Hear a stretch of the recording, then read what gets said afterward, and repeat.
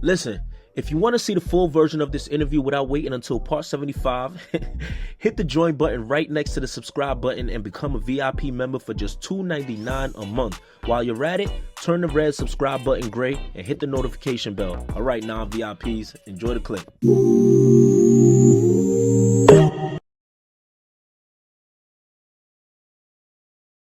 You know, so you're dropping music, and I said this to you on the phone, so I want to say this on camera, on the camera too. I remember getting familiar with you and your music after watching Money and Violence. You know what I'm saying? I was instantly a fan of you and your work. Like, you know, I seen no doubt. I seen the Zoe Life track, and I'm like, how the hell did this dude get on this show that we all watching right now? This young guy, man. They came to me. That's the crazy thing. Wow. Rest in peace, y'all. Yeah. That's Dafi Woo for all the people that don't know. Wow, I did not know that. And that's basically the main character. That's his. Now that's him. The real person that is written off of was a real person. He just passed away. Yeah. So Ya was the person in control of the soundtrack because he wasn't an actor. They was writing it off of his life. So you feel me? Ya was in control of the soundtrack. Ya liked me. He knew of my story. He knew who I was. For me, he knew. That's what surprised me. When I met him, he already knew everything about me. He knew who I was into, who I ain't fuck with, knew all of this. He was like, yo, I fuck with you. He's like, yo, da-da-da. He's like, yo, I'm an older nigga. He was just telling me everything. He was from Flatbush. I was fuck with him. Got you. You know what's crazy? Oh, my God. This is crazy. This is how life full circle. We was here. You was in this studio? Yeah. This studio wasn't Empire's. It was a regular studio that you could pay. Okay. I was in here. I did not record Joy Your Life. I recorded another song. He came. This is the first day I met him. I told him what scene I like. I like the scene. I'm like, yo, what made me really fuck with y'all was the scene when he was walking with his bitch and the nigga hollered at his bitch and then he shot at him. Crazy, right? And he was like, He's like, yo, you like that, right? He was like, that's me.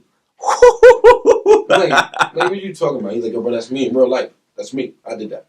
That's crazy. I'm like, I ain't say nothing. Now we chopping it. I'm like, nah. I'm like, yo, all right, I'm going to try to make something based off of the sound. And he's like, say nothing. Just do your thing. Yeah. I made a song. I tried to do a song. He wasn't feeling it. Yeah. Wasn't feeling it. I'm like, all right, say nothing. They left. They just told me, like, yo, just make something, bro. And just send it to me. I'm like, all right, say nothing. I remember it. I was in an Airbnb. Before they was popular, too. It was, like, really HomeAways at the time. Like, Airbnb wasn't popular. HomeAway, chilling. Watching the shit. I keep watching this shit. Watching it. Leon said something. I already knew about the Zoe shit. So I already knew about that. He said something where, like, he was being funny, though. He said, like, nigga, like, basically, where he don't, like, I forgot. It was where they said Zoe Your Life in there. I'm like, that's it. I'm going to use that. And I started thinking, I'm like, that's when he was going around the show. I think he was selling people. And he was like, I don't rock. He was like, I don't kill. He Zoe people, basically like an actor. And I'm like, yo, bro, I'm like, fuck it. I'm like, yo, Zoe means to take. I'm like, rob you for your life. Got you. Like, why not? Zoe your life. Rob you for your life. This is what people basically do to people, bro. It's like, that's what murder is. You're robbing someone for their life. So it's like, Zoe your life, I'm going to make it go within both. That's right. It's murder one in these streets over swipe up. Because I was trying to keep it to like, yeah, bro, take your life and Zoe at the same time. I was trying to keep on contact. Yeah. So that's what it was about. Smooth. And then that shit, yeah. Perfect. I like the first verse. It's the crazy thing. The second verse, they made me do it. I did not care for that shit, bro. Okay. Yeah, so I just said whatever on the second verse. And that's what I learned as a rapper. I was just cheating myself. I just wanted to get it out the way, so I said whatever. I didn't even care for it. I didn't even like it. So it's like, that made a little detachment to the record, too. So I should have never did that. Got you. Live and learn. Word. You know. Because that was one of my biggest records. Yeah. At the time. And I was so dumb. I was learning music. That's what I did. People, like, that's why sometimes you just got to do shit. And you just can't go for statistics. Because I was thinking about what they say about music. And I didn't think that song could blow. I thought it was too violent. I knew it was meant for a soundtrack, but I didn't think it could go on the radio and really go. And I'm a dickhead because after this comes Casanova. Yo. Fuck the drill shit. Comes Casanova, and that was basically Zoe Your Life to me. Facts. Like, where don't run. He's talking about robbing you. Yeah. Bro, I'm like, oh my God, I'm a dickhead. Oh my God, I'm a a dickhead. Yeah. Like, yo, I had the platform, I had the actors, I had the soundtrack.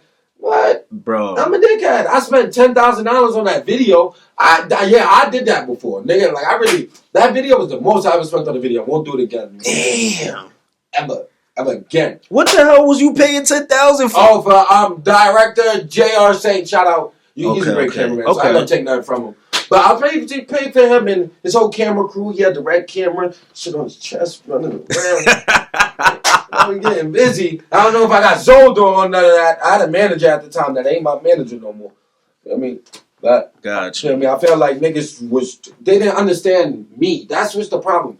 When you got someone that don't understand the music, because the person that was managing me, he never had a gangster rapper before. Okay. So to have me, and then you have R&B singers. He had a kid that was signed in Atlanta. He was like 16. He was an R&B singer. So like, then he had someone else that rapped like J. Cole.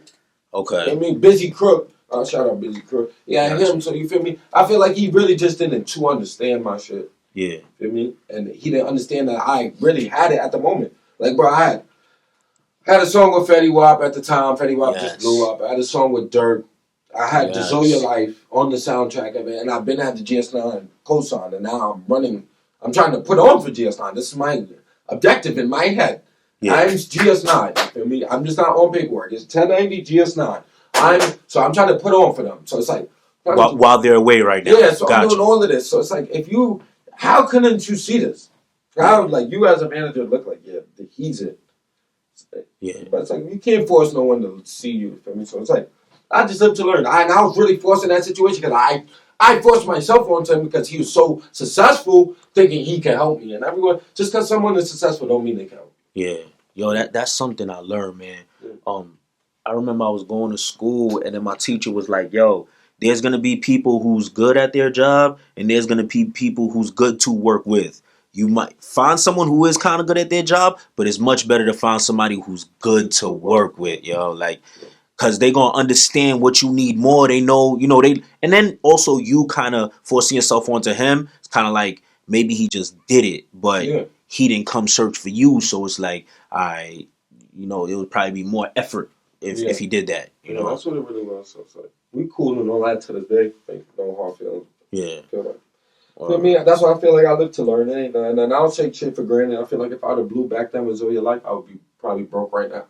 And if I would have never been broke, I'd have been in jail. Or if not none of that, I'd have just been arrogant, burnt so much bridges that I'd have been trying to repair shit. So it's like, I'm good. Yeah. It wasn't meant. What's not meant for you is not meant for you. You're going to know when it's meant for you. So Gotcha. Well, shout out to the guys at Money and Violence. Shout out to them. Shout out to y'all. Rest in peace, y'all. Absolutely. But yeah, I still fuck with Mo. He's a great thinker. I fuck with because a lot of people don't know he the writer now. The writer for Money and Violence, the main character Mo. Yeah. He was the writer for Godfather Harlem. Yes, he is. He is. Yes. You brought up a point I never knew. His name is Yaya, right? Yeah. Never knew he was Dafi Woo's father at all. Dafi got his name tattooed on his neck. Oh, okay. He won't notice that now. That's for Dafi's story. Yeah. Dafi got a story too. He really do, because I knew Dafi before he was rapping. Dafi got a story. Got you. Dafi meant to be somebody. Word. Dafi is locked up right now. Have you spoken to him, or is it kind of like... No, I spoken to him, but not on an everyday basis. I wouldn't lie, but free Dafi, definitely. He really had it. Yeah. So he gonna have it again though. I don't count nobody out. I see a lot in Dafi too. I fucked with him. I fucked with him before he was rapping. Yeah. Off of the strength of his father, but after I met him, I saw the picture. Got you. Does he have a release date, or it's kind of like things are up in the air? Pending. Okay. All right. Well, hopefully. It's gonna be soon. It ain't life, so he's coming home for sure. Exactly. It's just hopefully everybody is just waiting on him. Keep it.